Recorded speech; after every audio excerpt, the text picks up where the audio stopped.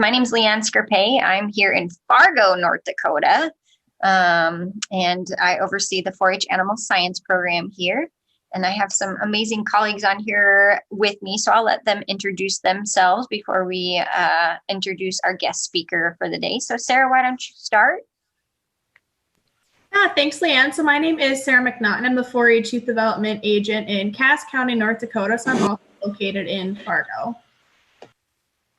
And Paige?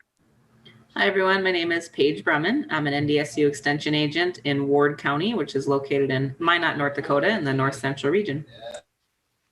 And Lisa? Good evening. I'm Lisa Peterson. I'm the Extension Livestock Specialist and Extension Beef Quality Assurance Specialist with the Central Grasslands Research Extension Center near Streeter. And that's a really long title for I'm a jack of all trades, master of none. And don't be deceived. She says livestock, but she is very involved in the horse industry, especially racehorses. All right. And Dean. Hi, yeah, I'm Dean Ockery, and I work in the Center for 4-H on the NDSU campus. So one of Leanne's colleagues there in the center. Yeah. So I'm very lucky to have these individuals help me on the call. And so if you see their names pop up in the chat box to answer questions or whatnot, just know that they're with me and they are safe individuals that are going to be talking and helping out today to moderate this session. So with that said, I'm going to go ahead and introduce Miss Meagan Simpson. She's coming here today from Royal Vista Southwest, and I'm going to let her kind of introduce herself and we'll get rocking and rolling. Thank you, Leanne. I'm really happy to be here tonight. I always like to talk about what we're doing. My name is Meagan Simpson. I am a 2009 Colorado State University graduate in equine science. I fell in love with the repro. I volunteered at the repro lab. I full watched for Dr. Bremer in the summer, fell in love with it. So as soon as I graduated, I had a job interview in Purcell, Oklahoma for Royal Vista Southwest. And I know that there's a Vista Equine in Colorado, and they used to be quite connected with each other. We still are very good friends and on very good terms with everybody. But I moved to Purcell shortly after to manage the mares and the babies for Royal Vista Southwest. We are the largest embryo transfer facility in the United States. This year alone, even with COVID, we did just under 1,100 embryo transfers with an 83.5% success rate and had 186 babies born in our barns. So wow. I've been here for 11 years now. I'm headed into my next season here in just a few months. Our first baby is due the second week of January. So as soon as we slow down, we're gearing back up for it. And we'll go into a little bit more about what a typical day looks like, what a typical season looks like, and what we do during the fall. So. Very cool. That's exciting. Yeah. Well, as we go through here, Meagan, and you kind of talk through more, if there's anything on your website that you want me to direct to, just shoot me where I'm supposed to go and I'll go there. Perfect. So Royal Vista was started in 2001 by Dr. James Bailey and Vaughn Cook, who actually was a big friend of CSU. He recently passed away from cancer. We had a memorial service for him at the Heritage Place sale last week. And it's kind of it's a different way of doing a veterinary clinic because we are literally just equine reproduction. There's 2 Royal Vistas in Oklahoma. There's Royal Vista Southwest and Royal Vista Ranches. And we're more the mare side. Royal Vista Ranches stands several stallions, including the roping horse Lucky Wonder Horse, such racehorses as Ivory James, Dominion, and Heart of the Cartel, a pleasure horse named Hot Impulse, and a couple thoroughbred stallions for Toby Keith, Dr. Chit, and Sebastian County. And so they wanted to investigate why certain mares were more difficult than others. They wanted to provide a resource for embryo transfer. And back then when it started, you could only register 1 foal out of each mare with the AQHA for each year. But that's been changed over the last few years as we've actually, just before I got there, AQHA allowed multiple embryos from a single mare to be registered with full registry in the American Quarter Horse Association. And that's really changed the game for a lot of owners. So we have mares shipped to us from all over the country. I've got mares from Washington. I've had a mare from Alaska. We've had mares from New York, Florida, every corner of the US. But this is the quarter horse racing capital of the world. So when we have all these horses, not all of them are problem mares, not all of them are difficult mares. But can you guys think of why do we do embryo transfer? Are they allowed to ask her? Yeah, they sure can. You guys can either unmute or if you want to type it in the chat box because you may not be comfortable, go ahead and shout out about possibly answer for Meagan. So ask your question one more time for them. Why do embryo transfer in the first place? What would be the reason behind it? Trish. Anybody? It's okay. There's a few really, really good ones. And then the first one is the value of the mare. So we have our mares are called donor mares because they donate an embryo to be transferred into a surrogate mare called a recipient because she receives the embryo. So when we have a donor mare or a brood mare that is very high dollar, we don't want her to undergo the risk of carrying the pregnancy on her own.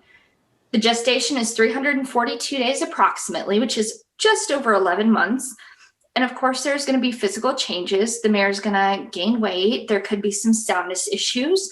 There's always a risk of something happening during the foaling process that we'd like to mitigate that risk to her because she's a very valuable animal. So we have a racehorse. Her name is Trendy. She won the Rainbow Futurity, beat an undefeated horse named Kiss My Hawks. And I love Trendy, but she is worth a lot of money. And so to keep her safe without having her go through the stress and the danger of carrying and parturition or foaling out, we flush her embryos. We flush them and we put them into surrogates that carry those pregnancies for her. So she stays safe and she is worth a lot of money. So we want to keep mares like her safe. We've had world champions in the racing, the barrel racing, the show industry, reining, cutting. We've got Arabians, we've had Frisians. I had a Gypsy Vanner last year. So it comes from all sorts that decide that using a surrogate mare or a recipient mare is going to be a safer option for their prize brood mare, as opposed to her carrying a pregnancy herself. So that's the first and most common reason people do embryo transfer. The second reason, now that AQHA allows multiple embryo transfers, people can do more than one. From start to finish, from breeding a mare, following her ovulation, going through the flush and flushing an embryo and transferring it into a surrogate recipient mare, we can breed her just about every 2 weeks and flush her a week after she ovulates. So we can get multiple babies a year. Now, most mares are only going to ovulate one follicle. And that's also important because some mares are consistently going to ovulate 2 follicles. That's how people get fraternal twins in humans. But it's a lot more dangerous for horses to carry twins. So we like to mitigate that risk as well. When we have multiple embryo transfer that can be registered, people are going to want to do more than one baby. And it seems like it'd be a lot to have 2 or 3 from a certain horse, but you can choose for each flush a different stallion. So you can have a Corona Cartel. Sorry, I'm going off racehorses because that's the first thing that comes to mind because we live in racehorse country. You can have a Corona Cartel. You can have a One Famous Eagle. You can have a Dominion baby. And you can have 3 babies that are all going to be born the next year out of that same mare, half siblings. And so people would ask, well, why would you want to do multiple embryo transfers? So this mare Trendy that I told you about, because she's very valuable, her babies go to auction and they bring in $300,000 to $400,000 each. So when we talk about money like that and the people who are making their business selling and producing racehorses, I mean, I would too. For the prices that those mares set, it's quite worth the cost of embryo transfer to ensure 3 to 4 babies hitting the ground the next year.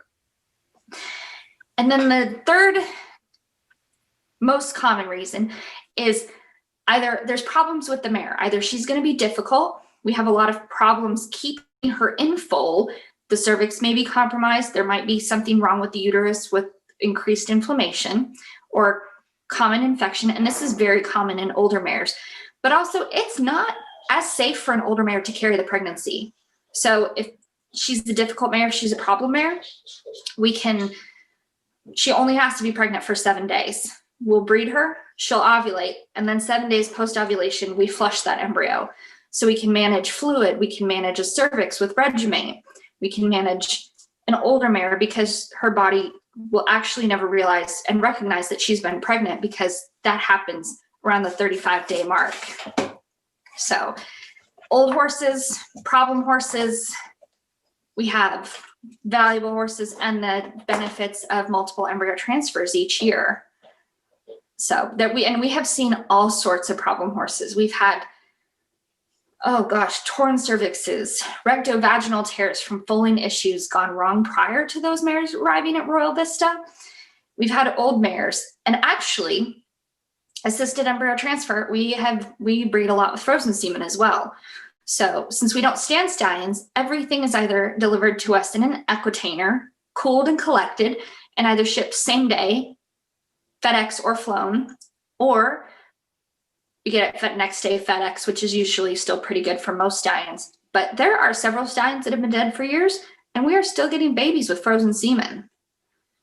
And that is a little more time sensitive. You have to follow the mares through the evening. You have to set them up a little differently to breed than we do with regular cooled semen.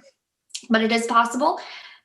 And it is very possible because we have 5 veterinarians and 5 techs and 4 interns that pretty much work around the clock during the breeding season. So our first baby is due on January 5th. And what's special about this one is it wasn't even embryo transfer. There's a procedure known as ICSI called Intracytoplasmic sperm injection. And this is a big benefit. And this has really popped up the last few years for mares that are really difficult or stallions that have notoriously poor semen, where you aspirate the oocytes out of the ovaries, the little tiny eggs in the mare, and we send them to a doctor in Fort Worth named Dr. Young Ho Choi of Equi-Embryo. And he takes the oocyte and he takes the needle with a sperm cell and he injects it together. Then it starts to grow, develops into an embryo, and from there we'll transplant it into a recipient mare. And this one was one that we made 3 years ago with Dr. Choi, and it was frozen. And we transplanted it in February, and she is going to have a baby on January 5th. Because science is really, really cool. I get really excited about the progressives nature of the reproduction industry. So Meagan, that one has been frozen for 3 years. That's what you said? Yes. Wow. Well, 2 years, because she's going on month 9 right now of her pregnancy. And then they thawed it. A courier brought it to us from Fort Worth to Oklahoma. We transplanted it into a surrogate mare that we lined up specifically for her. And she's going to be, actually, and we checked it, it's a colt. It's going to be a boy. And he'll be arriving the first week of January. So that's actually a curious question. Do you sex your semen before you actually implement it? Now we don't, and that's a great question. We don't sex our semen. There is a theory that when you centrifuge semen, it will sort itself out where the semen that would produce fillies would be on one layer and the semen that would produce colts would be on another layer. We haven't done that. We don't really do that. And it's a little hard because with intracytoplasmic sperm injection, we actually use frozen semen 98% of the time. But there is, during the gestation, at 60 days in full and about 120 days in full, if the fetus is laying in the correct position, a couple of our doctors have been practicing their evaluation. They're pretty good at it. So we called this one a colt twice. But then again, it can be up in the air. I have a broodmare that's due at the end of January. We called it a boy and then a girl and then a boy. So I'm going to be surprised either way. But this one was laying perfectly like in the correct position, and we were able to tell. It's not an exact science, but the doctors are getting pretty good at picking out the ones that are going to be colts and ones that are going to be fillies. So we had normally we have about 130 babies a year, but with this process of ICSI and process of frozen embryos, because not just ICSI, but we can also flush an embryo from the uterus and freeze it. And that's a little bit more time sensitive. You have to get them when they're really small, and they have this really hard thing around them called a zona pellucida. It looks like a little scrambled egg, almost with like a halo around it. It's really cool. They're really tiny, but they're really sturdy and they're really hardy embryos. And we can freeze that in liquid nitrogen, basically. Not quite as simple a process as that. There's quite a few steps in between the flush and the freezing. But the estimated duration for a frozen embryo is at least 500 years, and the technology hasn't been around long enough to even get close to testing it. So as long as the liquid nitrogen levels stay high and normal, they should be just fine. And it's really cool. We've got about 400 frozen for the next couple years. That's pretty exciting. And so I know even, and maybe you were going to mention this, but as with humans, research has gotten that much better because you used to have to freeze the embryo already fertilized. And so now we don't have to. We can actually just freeze the egg. Same with humans. So it's pretty exciting. For what we're doing now, they still have to be fertilized. Okay. There has been studies and practices of freezing the oocytes, which are unfertilized, but we haven't participated in that quite yet. Okay. So unfortunately, they do have to pick the stallion for that baby, but the success rates have been very good. Normally, we've got 130 babies a year, and thanks to the ICSI and the frozen embryos, we had 186 this year.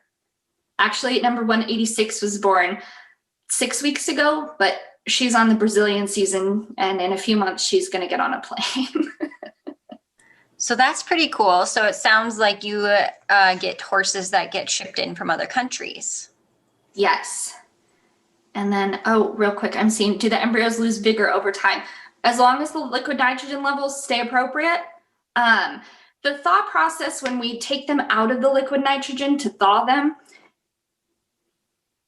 it makes our rates not as high as like a fresh embryo transfer from a regular flush, where it doesn't have to go through a freeze process. It doesn't have to go through a thaw process. But with our timing, we've got it down to a pretty good science. One of our bosses and one of the owners, his name is Dr. Ryan Coy. He's a CSU grad as well. He was the first veterinarian in the US to transfer a frozen embryo, have it come to success, and get registered with the AQHA. It's a barrel horse. Her name is Frost Free, which is funny because of the frozen. But between him and the vets that he teaches at our work, the ones that work for us, because we have 5 of them, they have it down to seconds between transfers, or thaw and transfer. It's a well-oiled machine. And our success rates this year were 78% with frozen embryos as compared to 83% with regular cooled embryos. Now, we grade embryos from a scale of 1 to 4. And 1 means it looks great. It looks like a regular embryo ought to. And so, like I said, the little ones, the 6-day-old ones, they look like a kind of a scrambled egg with a zona pellucida halo around it. But as they start to grow, they start to look like a transparent golf ball. You'll see a large circle with a bunch of dimples in it and a tiny little thing on one of the sides. And that little tiny thing is the actual baby horse, the embryo.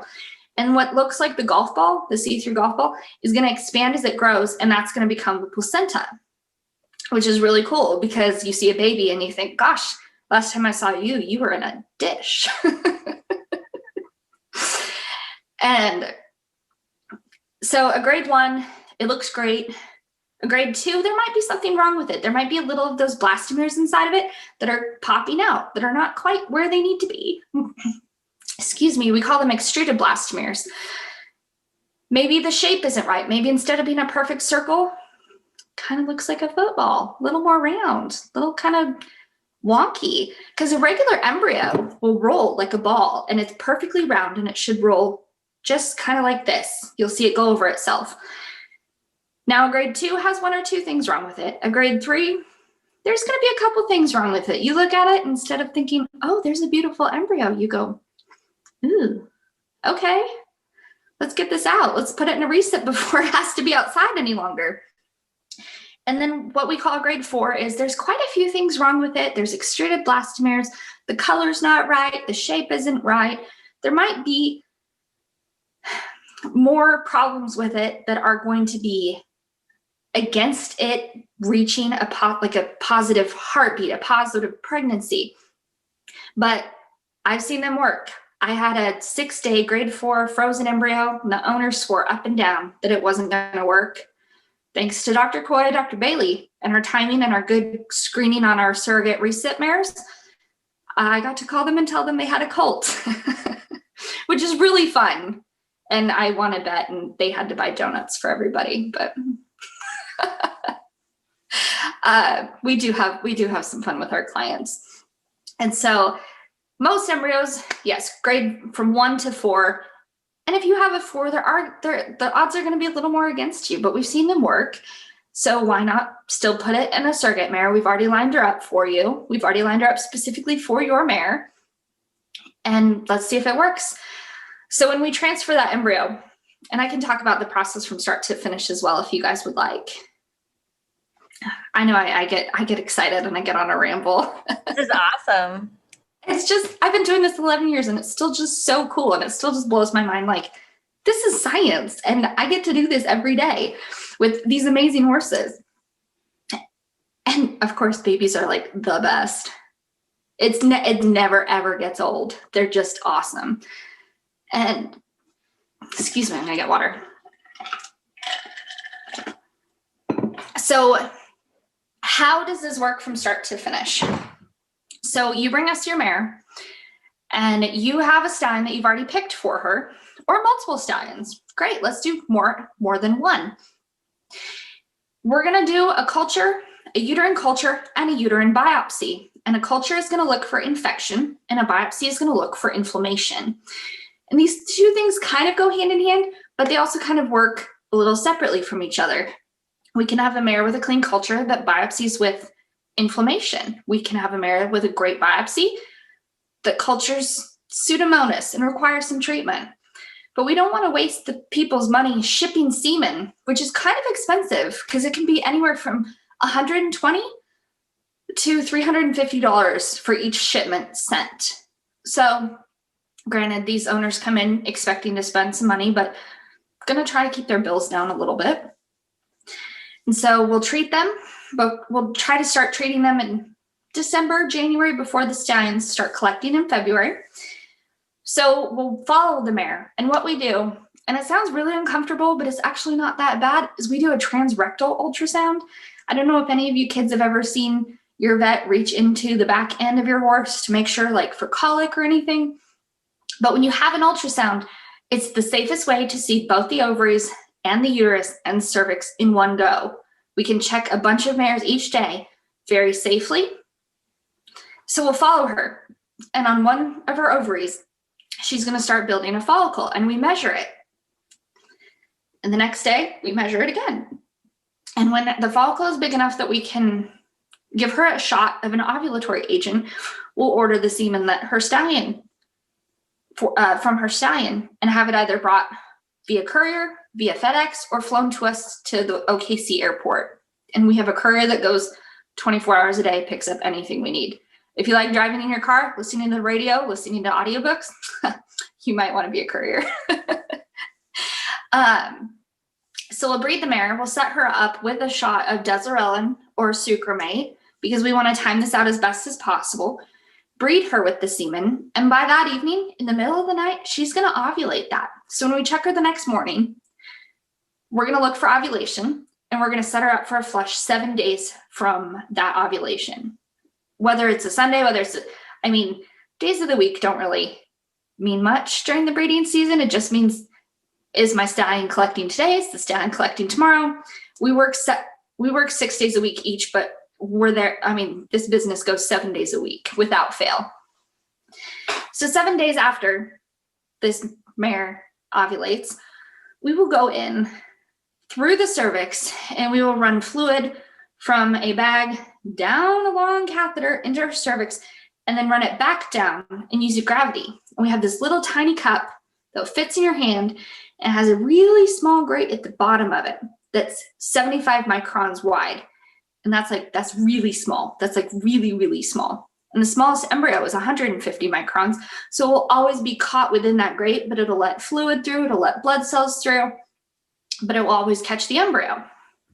So we'll take that cup after we run the fluid in and out 3 times, and we'll take it into our lab and pour it into a dish with a grid on it and search it in a microscope.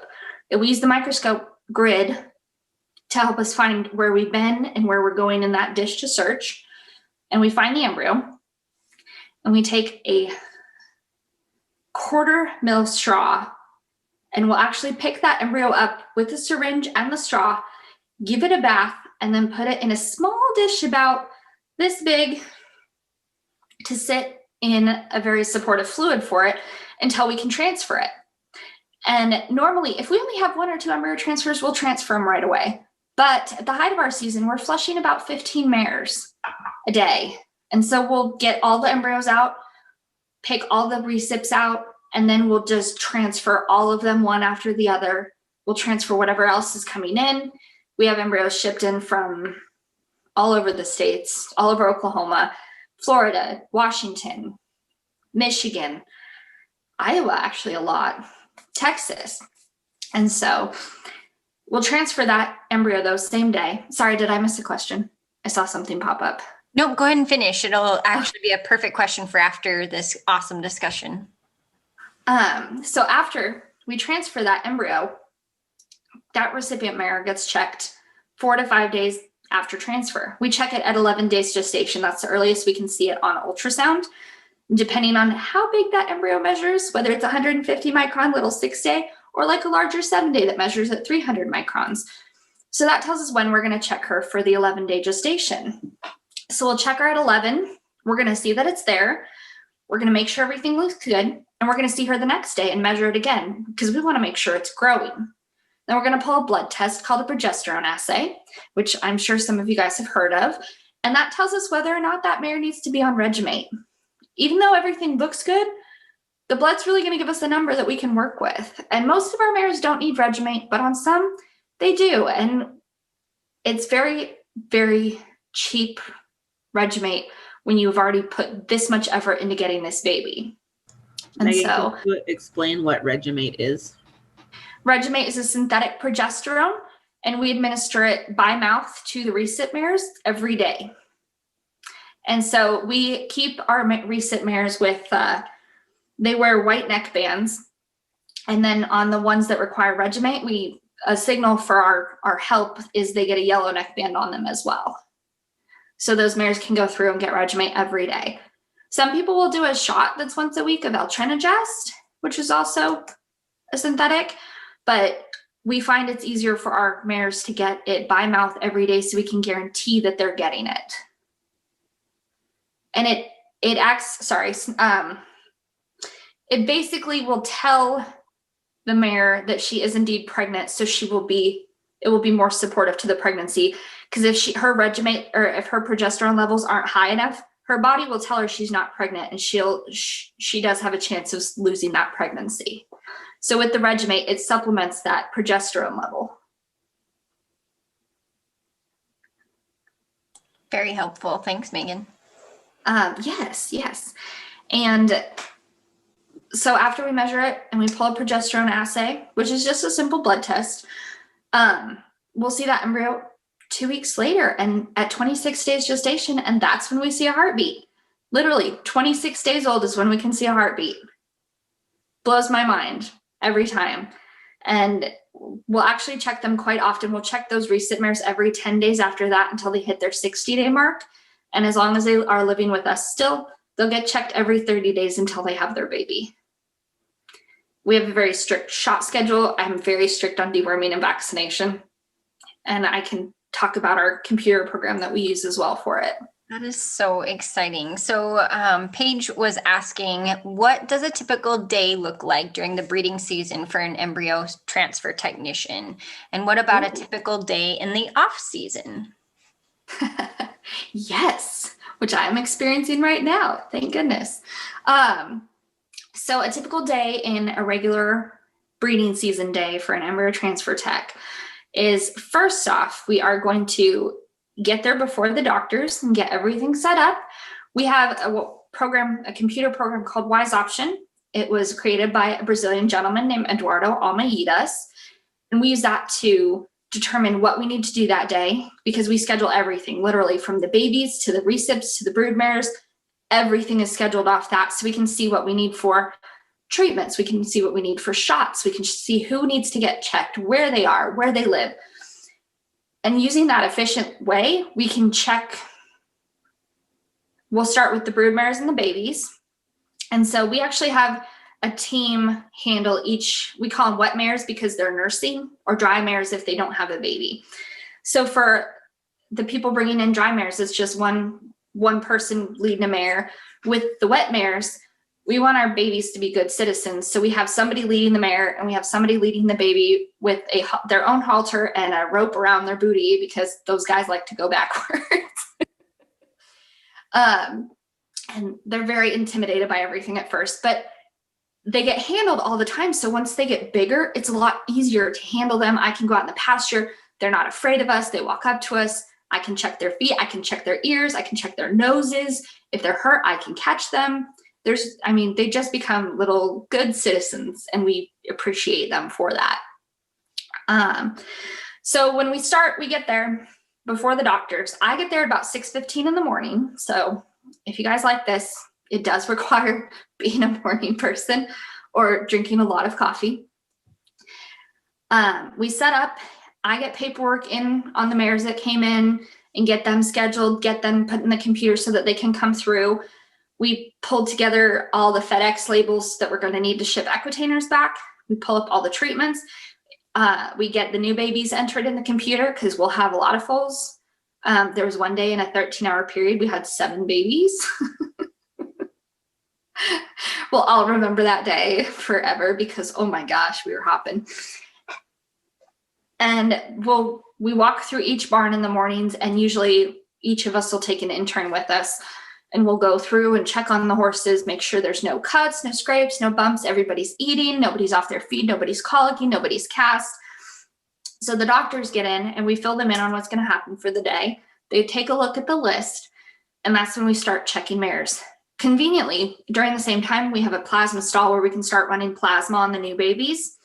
And we're very, I can go into it, but we have a huge schedule for the babies, each one, like leg checks and check for teeth and check for parrot mouth, check for eyes, all of that. They're scheduled from day 1 till they're a year old. So the mares and babies come in first, the donor mares. And that way we know if they're getting bred, do we still need the semen? Sometimes they're tricky. Sometimes they'll ovulate before we can breed them.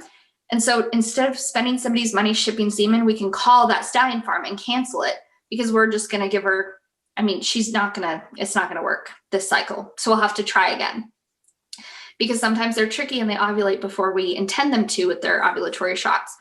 So we'll check broodmares, we'll check babies, and that takes about 2.5 to 3 hours. We start 7 a.m. on the dot with mares coming through the stocks.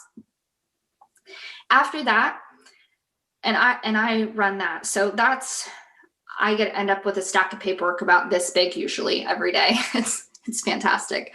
And after that, we'll take about a 10-minute coffee break, and then we'll start checking the recipient mares, the surrogates. And so with the donor mares and with the recip mares, we'll check about 250 to 300 mares before lunch every day, which is, it's fast.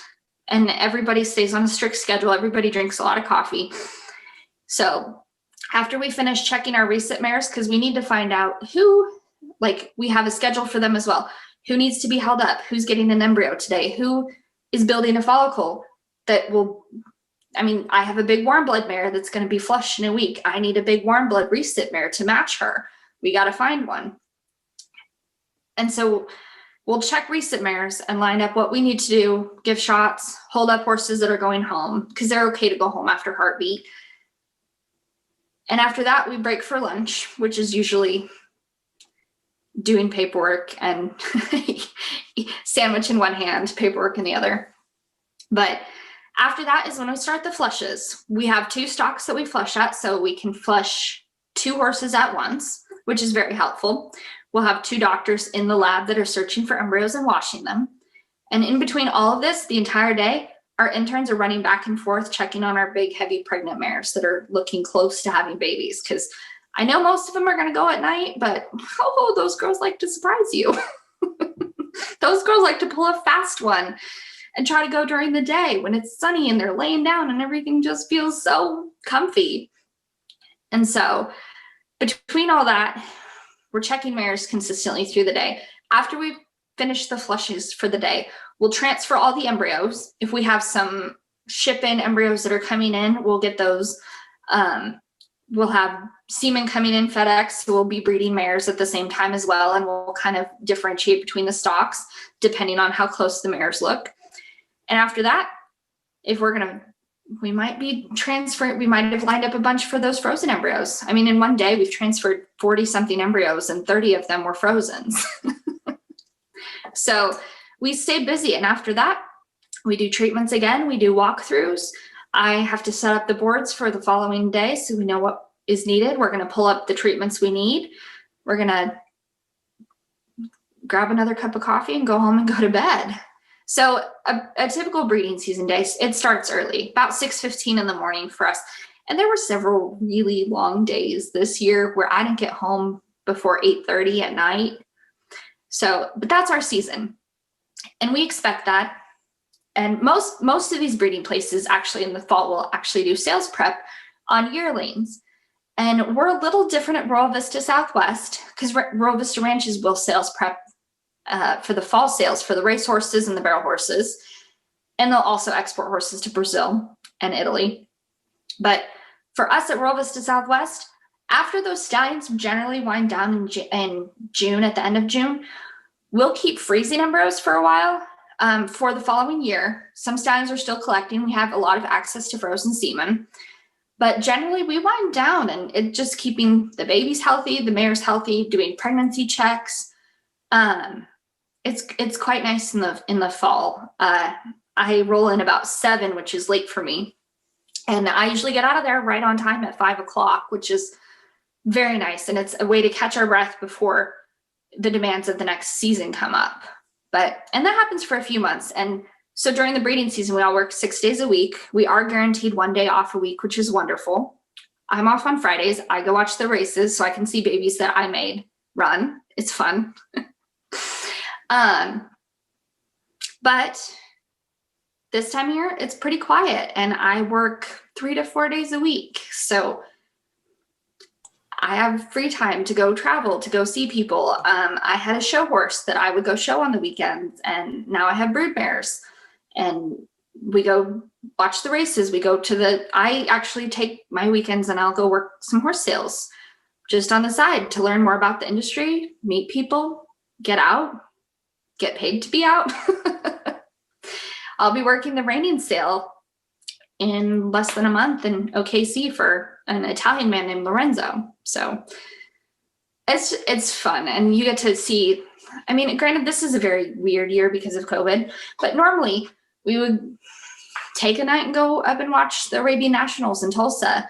The World Show is going on in OKC right now, and they won't allow spectators, but otherwise it'd be fun to go there, go shopping. And it's just a nice way to have a bit of downtime. Our bosses really take care of us in the off season because they want us to come back full force in January and be ready to go. That's so cool, Meagan. I know I met you a couple times at the World Show. What about interns? Like, how many interns do you normally have? That is a very good question. We have 4 interns every year, and they join us right before the new year, right after Christmas, and they stay till June 30th. And they are undergrad students for college. So I highly recommend. I had one from NDSU a couple years ago. She was awesome. I said it got cold, and she said,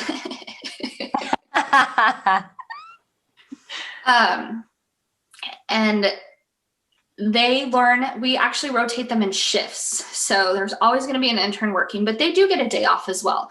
But they'll work shifts overnight. They'll work shifts in the morning. They'll work shifts in the afternoon. And then there's one that's just during the day.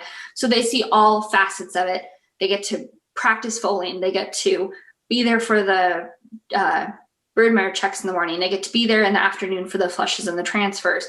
And in the afternoon or in the evenings where they finish up with the flushes and transfers and then go on foal watch till midnight. And most of our interns come with little to no experience, but I love it because they want to learn, and they're so willing to learn, and they want to work hard, and they want to see all this, and they're so excited. And granted, they work really hard, but so do we. And they get to learn so much cool stuff. And they, like in the beginning of the season, they may have never foaled out a mare before. In May, they're foaling out their like 96th mare. So they're eating a sandwich with one hand and checking position with their left hand. That's awesome. Do you provide housing for your? We do. They have an apartment above our foaling barn. We actually have another apartment where 2 of our techs live above the foaling barn as well. So housing is provided, and we do a stipend of $200 a week. Very cool. So they don't have to worry about finding a place to live. Because granted, when they're off, chances are very good they're sleeping, but so are we. Very cool. Paige was asking, what degree is needed to land a job as an embryo technician? Generally, it would be an animal sciences degree. I know Colorado State's a little different because we can do animal science and equine science, but animal science with repro classes taken, an interest in repro. But if you're willing to learn, nothing can stop you, really, because this industry thrives on people who want to learn as much as they can. Absolutely. So generally recommended is an animal science degree from CSU. They like equine science, and they like to see people who have had experience handling at least horses, if not stallions, mares, babies, maybe some experience foaling out. But I mean, if the drive is there, everything can be taught. That's really cool. Good to know. What is your favorite part of doing what you do? Obviously, you've mentioned a lot of times the babies. I'm sorry. Oh, that's okay. What is your What was your question? your favorite part of your job? What's the best part of it, would you say? So, and this is going to sound so silly, but it never gets old, is when I am foaling out a mare and she looks back and sees her baby for the first time, because it's always different. There are mares that have had several babies and they know what's happening, and they'll sit there and they'll like grab some hay, like, oh, he's fine. I'm gonna get to him in a minute. And the new mares are like, what? And it never gets old to see that instinct pop in where it's like, oh my gosh, that's mine. Oh, that's so cute. Aside from that, I like to see them go be successful. There is a filly named Uptown Babe that won the $1 million Heritage Place Futurity last year as a 2-year-old for the quarter horse racing in OKC. And I'm in her win photo with her, but right next to the picture I have of me in her win photo is a picture of me with her in my lap at 24 hours old. Oh, So to see them go from these tiny little things just full of potential to filling their potential, it's so satisfying. And I've been there long enough that I've had babies that I've come like fold out and they've gone to the track and then they come back and they have their own babies. oh, that's cool. And it just, the day that stops getting old is the day I find a different job, but it's not old yet. That's really cool. Paige is asking some amazing questions here. Yes. So we do not have many embryo transfer facilities in the north. Where are some of the areas a person would most likely have to relocate to pursue this kind of career? Great question.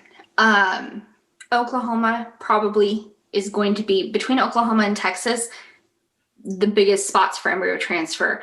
Here in Oklahoma, you're going to find a lot of the racehorses with Royal Vista Southwest, Royal Vista Ranches, Lazy E Branch. Used to be JH, but now they've gone away. But so much embryo transfer. In North Texas, you're going to find a lot of the cutting and the cow horse.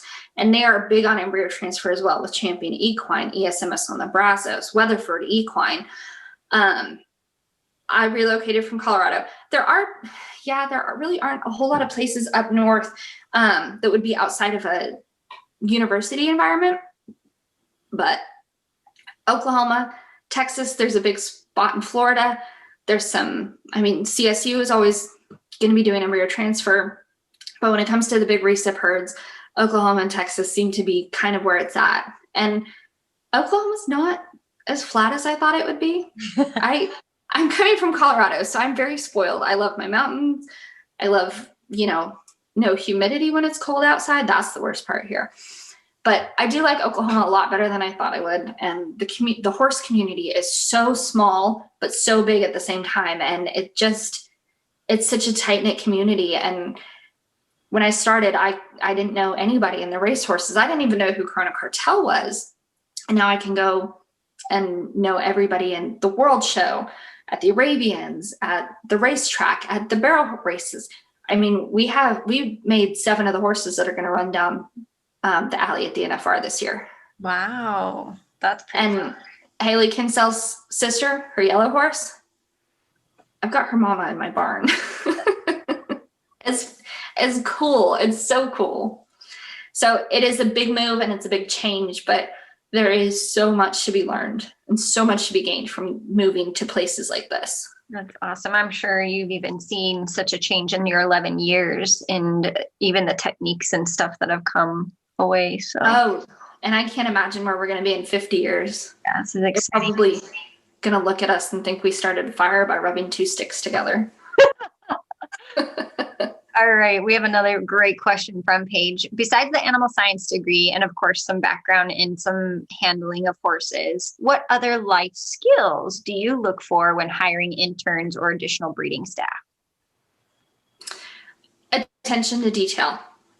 I would love to know if I ask you to do something that it's going to get done and I'm not going to have to follow up.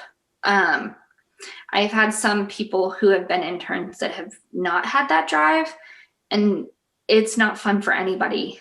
A willingness to learn, a really good attitude, even when it's hard. Like you can say, oh gosh, today's going to be really difficult.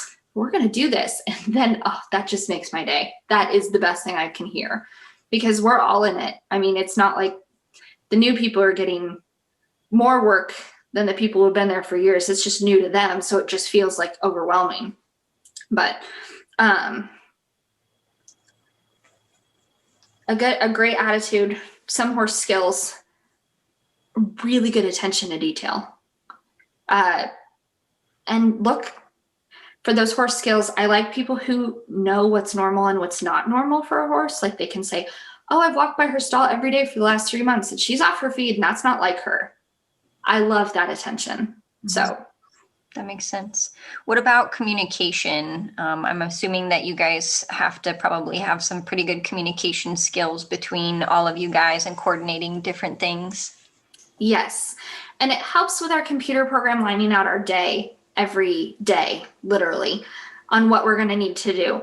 But there's about a 5-10 minute spot in the mornings where we get together and kind of just check in with each other and okay, Meagan, she's going to run Broodmares today, as usual, with Dr. Coy.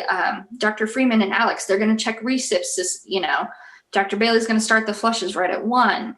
Just really good communication. And it's not just between us, but with the local ranches, the people we're ordering semen from on the stallions. I've got a lot of them on my cell phone, and they know me personally, so I can build those relationships with them. I will check in on them. I will... we'll send each other goodies because when you call, they answer. That's good. I love it. Very cool. And don't think that Paige is the only one that can put questions in here. You guys that are on here have questions, please feel free to chime in. She has another amazing question here. Yeah. So you mentioned internships are paid $200 per week for a stipend plus housing. What about full-time employees? What would their expected range of salary be? And is there any benefits packages or perks that come with the job? So, and that differs. That is a really good question. It differs from facility to facility. Our doctors take really good care of us because they don't make us bust our butts sale prepping in the fall. We get to have an off season. We get to rest up. Not many places are going to do that. And so if you look in like Texas, it's going to be in the mid 20s to mid 30s for a salary. We're a little higher than that at Royal Vista because our bosses love us and we work our booties off for them. And I've been there long enough that, yeah, they know. Hi, doctors, if you're watching. As far as benefits, we do get an insurance stipend, which is helpful. But we are all salaried. So whether I'm working a full breeding season week or working 3 days, this week I worked 4, but next week I work 3 days, I'm still getting paid the same. So I can budget without having to like hoard all my money from the first 6 months into the next 6 months. And it's very comforting because I like to go travel. I like to go do things. And our company matches 3% into an IRA for retirement fund. And then as far as like other perks, all 4 out of 5 of my doctors breed horses also. And out of the 5 of us techs, I'm the only one who does. But we pay like an employee rate instead of what our clients are paying. Mm-hmm. And an average embryo transfer for a client will be around $5,000 from start to heartbeat. And for us, it's a lot cheaper. My board rate's cheaper. My mare lives at Royal Vista Southwest. She's a racehorse. She's in foal to a stallion named Cavia and Corona, who we made at Royal Vista Southwest. That's cool. And my mare is a 2013 mare, Valiant Hero daughter, who was also made at Royal Vista Southwest. I loved her mother, and I bought her actually in January. And so a lot of us breed horses, and Dr. Coy and Dr. Delholm breed barrel horses. Dr. Bailey and myself breed race horses. And it's Dr. Stamper breeds rope horses. And it's just kind of a side perk. My mare gets to live there. She's happy. She's with a group of horses that doesn't really change, and she loves her life, lives a great life, and it doesn't cost me an arm and a leg to do this. Mm-hmm. And I can check on her every day when I'm there. So, yeah. Megan, we have another question that came to me privately from a participant. So where do most of your foals or colts end up? You mentioned that you get to see them later, and that's exciting. Yes. Have any of your babies made it into the Triple Crown? So, and that's going to be a little different. There's, and that's a great question. So most of our race horses are going to be quarter horses and paints. Since we don't stand thoroughbred stallions, they are only allowed to do live cover. So they can't ship semen. So most of those babies that are going to go to the Kentucky Derby, the Preakness, the Belmont, they're going to go to Kentucky. That's where the stallions are. And that's where a lot of the thoroughbred stuff is. We're more quarter horse and paint, which is a very different type of racing. Quarter horses are named quarter horses because they're the fastest horses in the world for a quarter mile, 440 yards. So our races are a lot shorter and a lot faster. There is a Triple Crown of quarter horse racing, and that is the Ruidoso Futurity, and these take place in New Mexico, in Ruidoso, New Mexico. And it's the Ruidoso Futurity, the Rainbow Futurity, and the All-American Futurity. And the All-American Futurity had a purse this year of $3 million, was won by a gray filly named Whistle Stop Cafe, and she banked 1.5 million because they had to split the purse in less than 22 seconds, which is blazing fast. And so most of our babies will end up in good spots because the cost of embryo transfer is high enough that the babies are valuable and they're not going to be just local weekend show horses. Most of them are going to end up going to the track, going to the barrel pen, going to the show pen. We'll export several horses. I'm exporting 8 horses to Brazil here in about 2 months, including our latest baby. But most of these babies are born with a plan. I know that it's typical for smaller breeders to see, oh, I bred my horse to this horse because it was a free breeding and all this. These are planned out years down the road. I mean, I've already got owners with stallion plans for the next 3 to 4 years on how they want their program to be shaped through embryo transfer. So, sorry, was that a detailed answer? Yep, that's a perfect answer. And then, and you nailed it on the intro of it that the thoroughbred industry, they're not allowed to do any of this fun stuff because they have to do live covers. So otherwise, I'm sure some of your horses would be making it there. You just said that several of them are going to be running down the aisle at the NFR, so that's pretty exciting. And we do have, this is the first year we were allowed to breed with frozen semen on 2 thoroughbred stallions, and one is Into Mischief, who is the sire of the Kentucky Derby winner. And they're going, because you can race an appendix in the quarter horses. Right, that's true. So that girl Trendy that I mentioned earlier, and it's Trendy with an I, if anyone looks her up, you'll see a big bay mare. That could be a really fast baby. That's exciting. And they're going to try to see what it looks like, but it's worked in the past, like horses like Favorite Trick, bringing a little more of the thoroughbred blood into it. Mm-hmm. But it's always exciting, unless they're really slow. Another question for you. We'd asked the question of your favorite parts of your career that you answered very well. What about the flip side? What are your least favorite tasks that go with your job?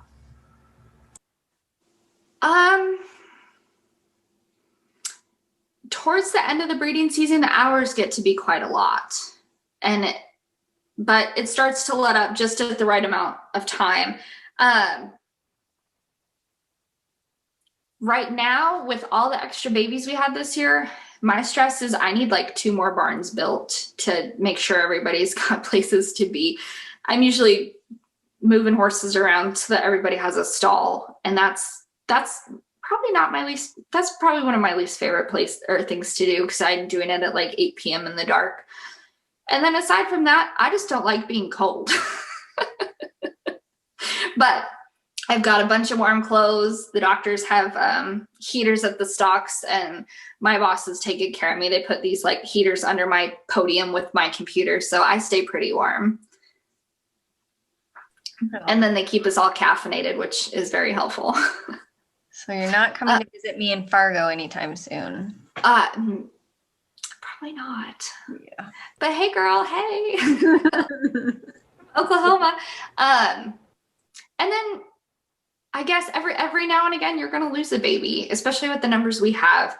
And that really stinks. We had a baby born this year with a wry nose, W-R-Y.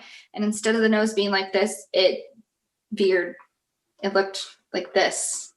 And it curved to the side. And this baby was completely normal in every other way. But it couldn't nurse. It couldn't latch onto the teat. And we ended up having to euthanize it because there's really no way to fix it other than like full facial reconstruction. And it broke my heart because everything else was so good about her. And she wanted to do all these things so bad, but she couldn't do it. And it crushed me that day. I cried like half the day, but we owe it to that filly can't live a normal life, and she can't go live the next 6 months with a tube sewn in her, getting fed every half hour. That's not right for her. That's not right for the mare owner. That's not right for the mare. So there are moments like that are very difficult for me. And I do take those days home. Like I do take that home with me some days, but it does get balanced out by all the normal babies and the babies who end up having really silly personalities. And like my cutting babies, the cutting horse babies, they're so small. The racehorse babies are so big. They're big old jerks. And then you get these tiny little cutting babies that look like My Little Ponies. And they have enough attitude for the rest of the class. That is so funny. And my doctor will walk by and look at them and say, don't let the cats get them in the rafters tonight. So there are hard times, for sure. It is not for the people who want an easy job. It is not for the people who want to make a ton of money right off the bat, but rather the people who want to prove something of themselves in the industry and make a name and make those connections and build all those building blocks so that they can go down the road and use those connections later. I have met so many people through CSU, but I've met so many people through doing what I do here. So when people talk about Royal Vista, they know Dr. Jim Bailey, they know Dr. Ryan Coy, but now they know Meagan because Meagan's the one who runs their day, their schedule. When it comes to asking questions on their horses, oh, I'm just going to call Meagan. She knows. And it's invaluable. It's definitely, maybe not financially, but it's paid for itself in my networking connections 10 times over.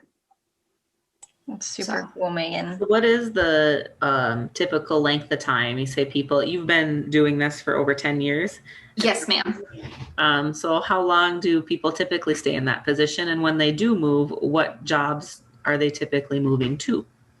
And that's a really good question because the industry turnover is fairly high because a lot of people realize that the hours are long and the pay. It's a long game of years of putting programs together.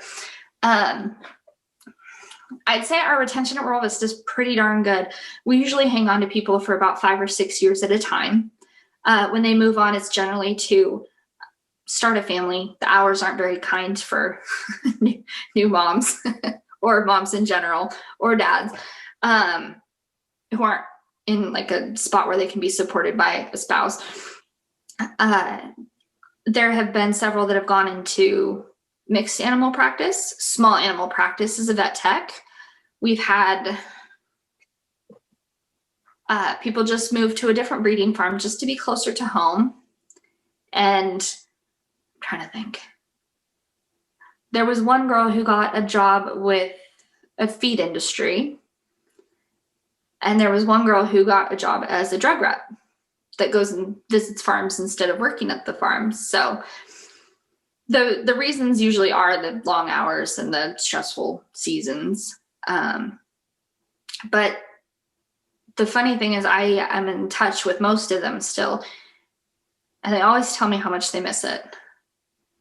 Even in their new jobs, even if they're perfectly happy where they are, they always say that they miss it and they miss the babies and they miss the people and they miss the camaraderie of going through the season together. That's cool.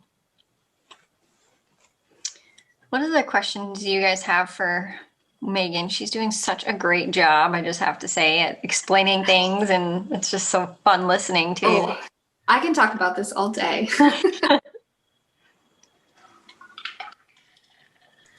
Can you talk about some of the procedures that you get to do that maybe a typical horse lover, horse owner would think is a veterinary procedure? So what are anything from your vaccinations administration and the hormones that you administer? Can you visit about that a little? So, and of course we keep I run a tight ship using that program-wise option. So aside from vaccinations, I'm hoping I'm understanding this question correctly. Our normal veterinary procedures at Royal Vista versus a regular vet would be, most vets aren't going to be palpating mares every day. So most of them, when they go transrectal, they might not even be able to find an ovary. And our doctors can see left, right, uterus, cervix, and then probably really getting good at cultures and biopsies in the uterus, evaluating the cervix. For regular procedures, we run plasma to the foals. And what's actually fun is we microchip the babies too, and our recip mares, so we know who everybody is. Because I had this one year, we had about 40 babies by this sire named Ivory James, and they all came out bay with a blaze and a hind sock. And we take pictures and we write markings, but those microchips made me sleep better at night. We do get some injuries because horses are going to be horses, and they're going to do things that continue to surprise and amaze. So we have the materials to bandage, to sew together things. We just put a subpalpebral lavage in a recip mare's eye because she tried to take it out. She'll be okay. It's just going to be some time. And it's funny because I can full out mares and I can get placenta all over me, and I still get like at eyes. They give me the heebie-jeebies. So we do get to do some regular veterinary procedures, but for specialized stuff, especially the flushes, especially the transfers, we have several externs that come to practice with the doctors, and they're vet students that are out on 2 to 3 week rotations, and they may never have been able to palpate until they get to Royal Vista. They may have never been able to full out a horse or handle an embryo. And a lot of the times I hear from them that theriogenology is covered in about an hour in vet school. So they get a lot of experience there and get a real taste of what the repro life is about. I'm sorry, did I understand that question right? Yep, that's exactly what we wanted to highlight, some of the cool things that you get to do, even though you're a vet. For the techs, the coolest thing for me is handling embryos. To have a little baby horse in a quarter mil straw and you're giving it a bath before it goes to its new home. I mean, you're holding a little baby that's going to maybe go win millions of dollars. This might sell for 1 point something million in the sales. And you've got him in this little straw and he looks like a tiny egg. It blows my mind even to this day. And the techs do get to practice handling embryos. We do help the doctors with those. They do the transfers, but they'll often be fairly busy and ask us to step in and wash an embryo. Very cool. What other questions do we got out there? Is there any last minute advice that you would give a student or a 4-H'er that maybe hasn't even come to college yet? They're just kind of feeling out different opportunities and thinking through. They love horses maybe, but not really sure this is for them. Or you have a college student listening and they're coming on graduation, maybe freaking out because they're like, what am I going to do? What's some advice or thoughts, last minute thoughts that you would give either one of those individuals? I would go, if you have a desire for something, go shadow somebody in that industry. If you're a high schooler and you want to come see what I do, come spend come spend a few days with me. Heck yeah, I'm happy to show you, because a lot of people see the glory of, oh, look how cute my baby is. Oh, it's so cute. They don't see all the hard work and all the blood, sweat, and tears that have gone into getting these babies on the ground and the waiting 11 months to get them there. Shadow vets, shadow trainers, shadow repro doctors, shadow, oh gosh, I even know some photographers that do horse stuff, and really ask them any question you want. They want to help you. They want people to be interested in this. And you may say, oh gosh, I like to go ride reiners, but I do not want to get on little silly 2-year-olds all day. And that's fine. And that way I feel like people can really get an idea of what they'd like as a hobby versus what they like as a career. And for those who are graduating college, talk to everybody, make a good impression. Yes, sir. Yes, ma'am. When you go somewhere to look around, dress smart. Don't wear sweats. Don't wear your dirty jeans. Don't wear your hair in a top knot.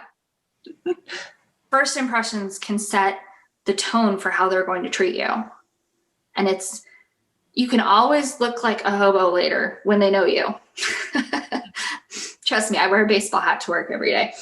But first impression, ask them as many questions as you can, but also do your research before you talk to these people. You can't just go up to Sean Flarida and say, what's it take to ride a reiner? Know what reining is, know what a pattern is, know some of the bloodlines, maybe attend the reining futurity in December. attend the Reigning Derby in June. For repro, yeah, come visit me. I will give you a tour all day long if you want. We'll go play with babies. We'll go see broodmares. If you're in town, we'll go to the races. I mean, just do some background research. Talk to people. Because even all these big name trainers, all these doctors, all these people that are at the height of the industry, they want to see you guys succeed so bad. They want the next generation to come in with the same fire that they've got for what they do. And there's no way to do that other than talking to them. That's really good, Meagan. Thank you so much. Yeah. Well, I know I have very much, I've loved everything you've said, plus your character on here. I just love listening to you talk. You can tell that you have such a passion for what you do, and your passion is, something that clearly drives those. I get so excited about this. It's awesome. So, well, thank you guys. Yeah. Well, thank you so much for taking time out of your evening to join us and share messages with our youth across the world, and, gets them interested in what you do. And I've been really bad about updating it, but we do have a Facebook page and an Instagram page. And here in a few months, it'll be full of cute little babies. So go give us a like, give us a follow. You can always send me a message and I'm happy to answer it. Find me on Facebook, Meagan Simpson. If you guys have any other questions that you think of, heck yes. This industry is my life and my passion. And I just am so happy that you guys wanted to hear more about it today. Love it. So thank you. Well, thank you again. Is there any last minute questions? Otherwise, we'll let Meagan get on with her afternoon. Not a question, but I want to say this was incredibly interesting. Thank you very much. This was fascinating, and your enthusiasm is just contagious. Thing. Thank you so much. Thank you. Very cool. And who said something about a filly they just claimed? What was it? And I'll tell you if I made it. I saw something. Her name is One Famous Phoebe. She's One Famous Eagle out of. No, she's not a One Famous Eagle. She's oh geez, now you're gonna make me ask this. I just claimed her, so I gotta think about this. Hold on. Where did you claim her from? We claimed her at Prairie Meadows. Okay. She was in Jason Olmstead's barn. I know Jason. Let's see here.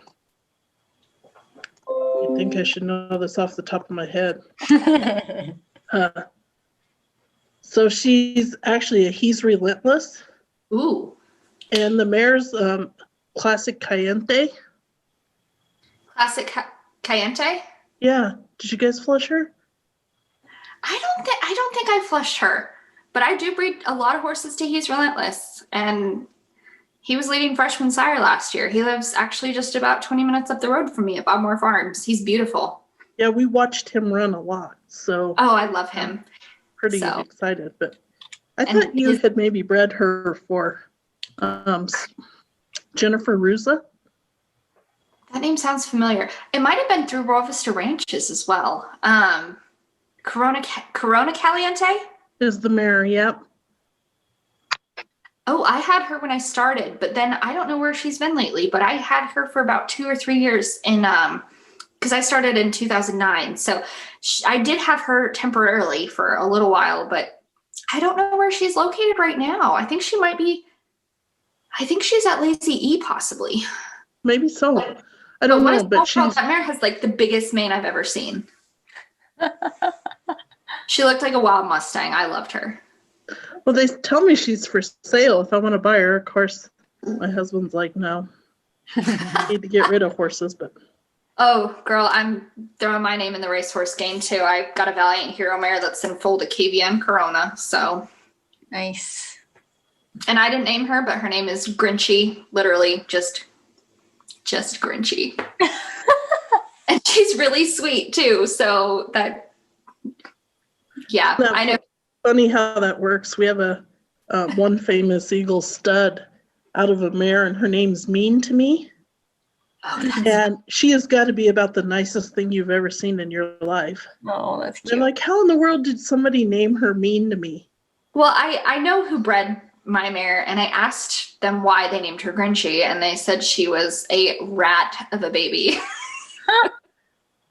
But she's good now, so we're hoping for a really pretty little black colt. So, oh, how exciting though! Best of luck with your He's Relentless. Those guys are hot on the track. Yeah, we're excited for her. So wonderful! Congratulations. You know, you want to bubble wrap them because you can't kill a bad one, but you can't keep a good one sound. Oh, you can't blow a bad one up with dynamite. Well, thank you too to my colleagues that are on here helping me. I appreciate your guys' time and listening in and helping me moderate the session. So thank you guys for being on here tonight as well.